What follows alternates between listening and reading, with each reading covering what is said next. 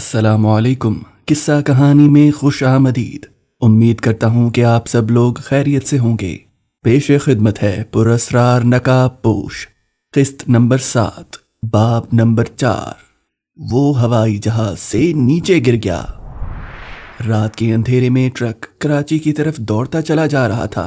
उस ट्रक में 7 लड़कियां और 7 लड़के थे। इनमें से किसी की उम्र 11 साल से ज्यादा न थी। इनको रस्सियों से बांधकर मुर्गियों की तरह डब्बों में बंद करके ट्रक में भर दिया गया था और टीके लगाकर बेहोश कर दिया गया था। रस्सियों से इसलिए बांधा गया था कि अगर किसी को होश आ गया तो वो रास्ते में भागने की कोशिश ना कर सके। इन डब्बों के ऊपर तरपाल डाल दी गई थी और ऊपर फोम के गद्दे पड़े थे ताकि लोगों को ये मालूम हो कि फोम के गद्दे एक शहर से दूसरे शहर ले जाए जा रहे हैं। जबरू के हुक्म से ये बच्चे कराची इसलिए ले जाए जा रहे थे कि इन्हें लॉन्च में बिठाकर दूसरे मुल्कों में पहुंचा दिया जाए। जबरू ने इन तमाम लड़के लड़कियों को एक बर्दा फरोश के हाथ 15,000 रुपए में फरोख्त कर दिया था। जबरू के 4 आदमी इनको अपनी निगरानी में कराची ले जा रहे थे। वहां जाकर उन्होंने इन बच्चों को एक बड़े बर्दा फरोश के हवाले करके उससे रकम वसूल करनी थी। नकाब पोश कामरान ने बरामद की हुई लड़की को नाग के साथ लाहौर की तरफ रवाना किया और खुद बाकी लड़के लड़कियों के ट्रक की तलाश में रहीम यार खान से कराची हाईवे की तरफ परवाज कर गया। रात का अंधेरा उसी तरह छाया हुआ था। उस वक्त रात के 2 बज रहे होंगे। कराची जाने वाली सड़क भी अंधेरे में डूबी हुई थी। ट्रक रहीम यार खान से कोई 100 मील दूर पहुंच चुका था जब नकाब पोश कामरान ने उसका पीछा शुरू किया। वो हवा में उड़ता हुआ बहुत जल्द कराची जाने वाली सड़क पर पहुंच गया। वो अंधेरे में देख सकता था। उसे ट्रक सड़क पर दूर तक कहीं भी नजर नहीं आ रहा था। वो परवाज करता चला गया। उसकी नजर नीचे कराची वाली सड़क पर थी। वो सड़क के ऊपर उड़ते उड़ते कुछ ही देर में हैदराबाद तक पहुंच गया। उसे रास्ते में कोई ट्रक नजर न आया। हैदराबाद से आगे 2 ट्रक कराची जा रहे थे। नकाब पोश कामरान ने नीचे सड़क पर आकर दोनों ट्रकों को गौर से देखा। ये दोनों ट्रक बिल्कुल खाली थे। कामरान वहीं से वापस हो गया। वापसी पर भी उसे कोई लड़के लड़कियों वाला ट्रक ना मिला। वो बहुत हैरान हुआ। सोचने लगा, कहीं जबरू ने लड़के लड़कियों को कराची की बजाय लाहौर की तरफ तो नहीं भेज दिया। ये सोचकर नकाब पोश कामरान लाहौर की तरफ तेजी से उड़ने लगा। असल बात यह थी कि रास्ते में कुछ देर आराम करने के लिए जबरू के गुंडों ने ट्रक को सड़क से उतारकर घनी झाड़ियों के पीछे खड़ा कर दिया था। वहां उन्होंने तरपाल उठाकर बेहोश लड़के लड़कियों की चेकिंग की। वो उसी तरह रस्सियों से बंधे बेहोश पड़े थे। चारों गुंडे बंदूकें एक तरफ रखकर थर्मस में से चाय निकालकर पीने लगे। इस दौरान नकाब पोश कामरान सड़क के चक्कर लगाता रहा और उसे ट्रक कहीं ना मिला।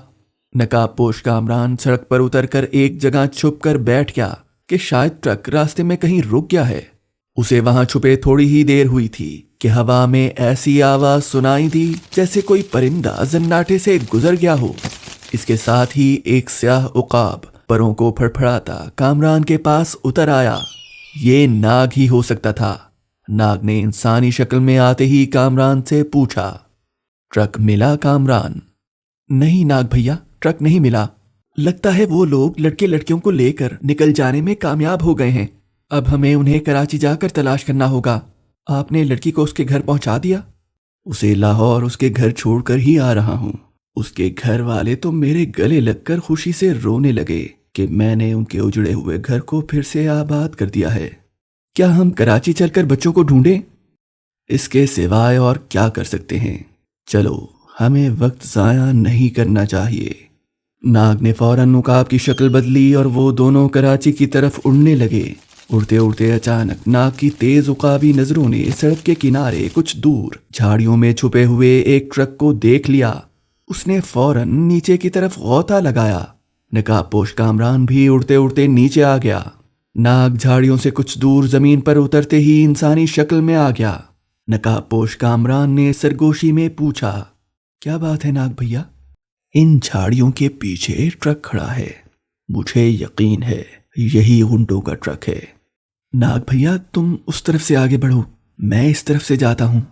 नाग बाएं जानिब की झाड़ियों में चला गया और नकाब पोश कामरान ने दोनों पिस्तौल निकालकर हाथों में पकड़ लिए। वो झाड़ियों के पीछे से खिसकता हुआ ट्रक की तरफ क्या ट्रक अंधेरे में अब उसे साफ नजर आ रहा था। अब गुंडों के बातें करने की आवाज भी सुनाई देने लगी थी। कामरान ने झाड़ियों में से देखा, 4 आदमी ट्रक के सामने बैठे चाय पी रहे थे।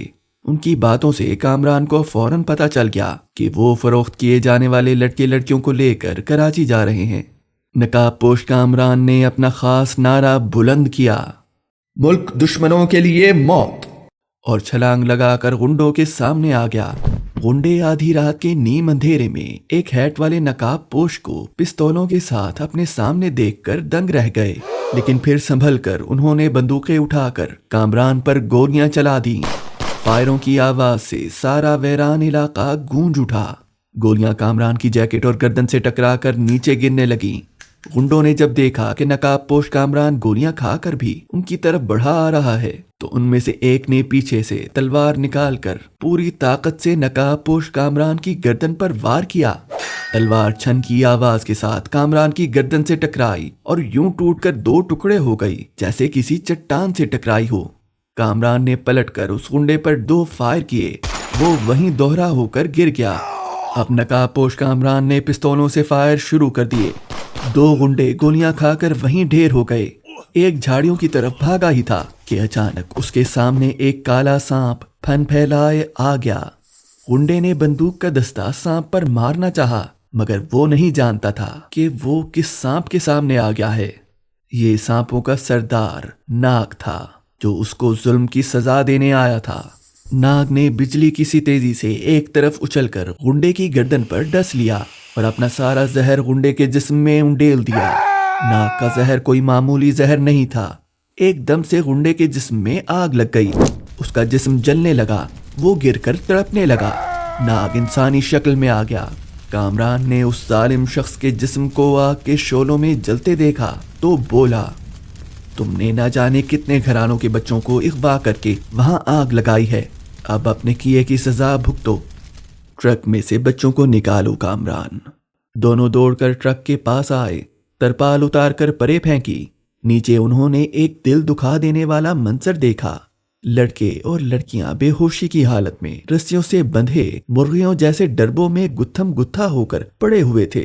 उन्होंने जल्दी से बच्चों की रस्सियां खोली और उन्हें खुली हवा में लिटाकर उनके मुंह पर पानी के छींटे मारे। सारे लड़के लड़कियों को होश आ गया। होश में आते ही उन्होंने रोना शुरू कर दिया। खुदा के लिए अंकल, हमें ना मारना, हम वही करेंगे जो आप कहोगे, हमें ना मारना। बेटा, हम तुम्हारे दोस्त हैं। जिन लोगों ने तुम्हें अगवा किया था वो इस दुनिया से चले गए। हमने तुम्हें उनके पंजों से छुड़ा लिया है। अब हम तुम्हें तुम्हारे घर पहुंचा देंगे। उनके मुर्दा चेहरों पर अपने घर का नाम सुनकर रौनक आ गई। कामरान और नाग ने उनको प्यार किया, तसल्ली दी। ट्रक ड्राइवर वाली सीट पर कुछ भुने हुए चने एक थैले में पड़े हुए थे। पानी की एक मश्क भी लटकी हुई थी। बच्चों को चने खिलाए गए, उन्हें पानी पिलाया गया। बच्चों ने बताया कि वो उकाड़ा और लाहौर के रहने वाले हैं। फिक्र न करो, हम तुम्हें अभी तुम्हारे घर पहुंचाए देते हैं। आपने नकाब क्यों पहन रखा है? अगर मैंने नकाब ना पहना होता तो मैं तुम लोगों को गुंडों से नहीं बचा सकता था। इसी वक्त बच्चों को ट्रक में बिठाकर कामरान और नाग वापस लाहौर की तरफ रवाना हो गए। ट्रक नाग चला रहा था। उकाड़ा पहुंचकर नाग ने उकाड़ा के बच्चों को साथ लिया और शहर में उनके घरों की तरफ चल पड़ा। नकाबपोश कामरान ट्रक में ही बैठा रहा। जब नाग बच्चों को उनके घरों में पहुंचा आया तो वो लाहौर वाले बच्चों को लेकर लाहौर की तरफ रवाना हो गए। नाग बड़ी तेज ट्रक चला रहा था। दूर से लाहौर शहर की रोशनियां नजर आने लगीं। नाग और कामरान ने तमाम बच्चों को बारी बारी उनके घर पहुंचा दिया। नकाबपोश कामरान ट्रक में ही बैठा रहा। नाग बच्चों को लेकर उनके घर जाता था। घर वाले जब अपने बच्चों को देखते तो खुशी से रोते हुए उसे गले लगा लेते। जब सब बच्चे अपने अपने घरों में पहुंचा दिए गए तो नकाबपोश कामरान ने कहा, नाग भैया, अब हमें ये ट्रक इसी जगह छोड़ देना चाहिए। उन्होंने ट्रक को सड़क पर एक तरफ खड़ा कर दिया और उतरकर रात के पिछले पहर के अंधेरे में शिमला पहाड़ी की तरफ आ गए। अभी रात का कुछ हिस्सा बाकी है, अब मैं अपने घर जाऊंगा। आप कहाँ जाओगे नाग भैया? मैं होटल में ठहरा हुआ हूँ, वहीं जाऊंगा। ये पता रख लो, कल तुम मुझे मिलने आना। मैं जरूर आऊंगा। मेरा ख्याल है अब मुझे ये नकाब उतार देना चाहिए। कामरान ने नकाब उतार दिया। नकाब उतारते ही उसकी काली जैकेट, काला हैट, فل بوٹ اور پستول غائب ہو گئے اور وہ پھر سے وہی دبلا پتلا سا لڑکا بن گیا جس نے نیلی جیکٹ اور نیلی شرٹ پہن رکھی تھی۔ یہ تماشا میں نے پہلے کبھی نہیں دیکھا۔ یہ سارا کرشمہ اسی پراسرار نقاب کا ہے۔ کامران، ایک بات میں بتانا بھول گیا، تمہیں قبرستان میں سانپ نے کاٹا تھا نا؟ ہاں ناگ بھیا، کاٹا تھا۔